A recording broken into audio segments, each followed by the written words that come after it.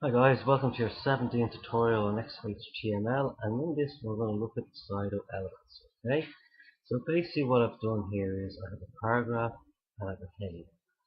I put P dash first letter, right? And by doing this will give me these attributes to key.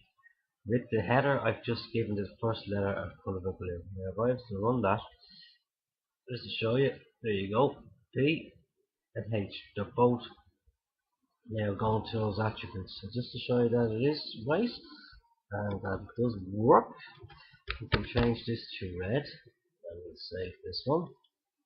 And we go back into our page and we refresh our page. Voila, bed. You see? So that's how you take the first letter and you can change it.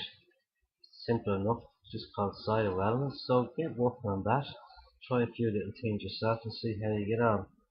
Alright, talk to the next one. See you then lads. Bye bye.